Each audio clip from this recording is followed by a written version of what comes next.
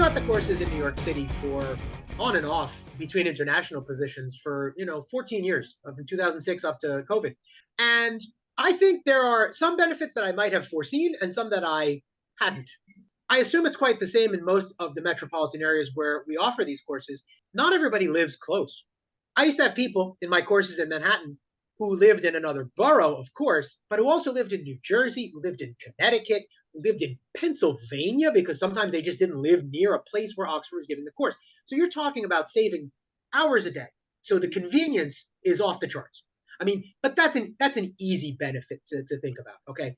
In terms of like the benefits that I maybe hadn't foreseen, you know, the pandemic didn't create online education, but it certainly it contributed to its exponential growth. Knowing how to teach online is part of teaching now. You know, a lot of people take these courses and they will tell me on the first morning, I'm not good with tech. And what I say now, it sounds a little harsh, but it's just being honest. You can't not be good with tech anymore. You have to be at least minimally capable to share a screen, to send a document through the feature on Zoom. But these are not things that take a lot of training. They are not things that any person can't handle. Most of the interviews for international positions are online. Most of them require a demo lesson. How are you going to teach that demo lesson? On Zoom or an equivalent program. So inadvertently, and I don't know that anyone at Oxford really thought about this at the beginning of our move to Zoom, inadvertently, we're providing a type of job training that will help you get the job, not only do the job. There are hybrid positions. I've been teaching on Zoom now with Oxford for over 3 years. A lot of our current students want online positions.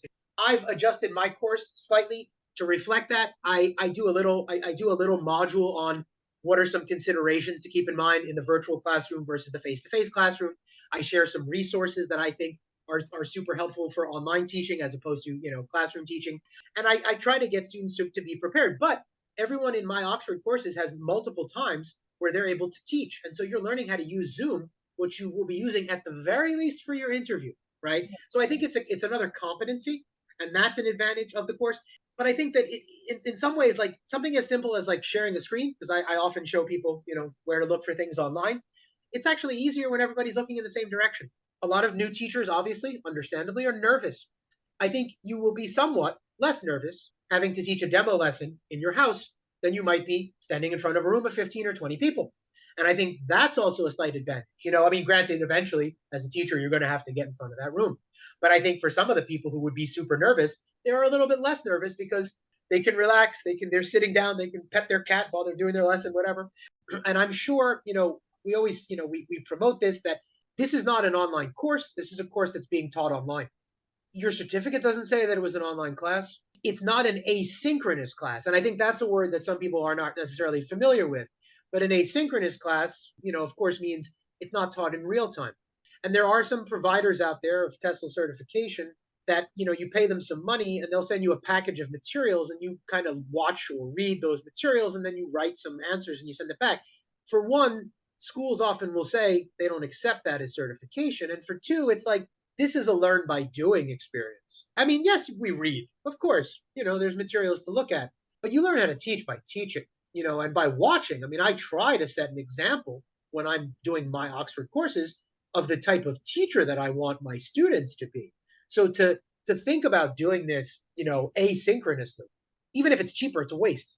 It's just a waste. You're not going to get much from it. And a potential employer might not even recognize it. There's only so much you can read about lesson planning without actually planning a lesson and then teaching it. I mean, if you want to learn how to, I can give you a cookbook, but if you've never been in a kitchen, you can't tell me that you know how to make those dishes.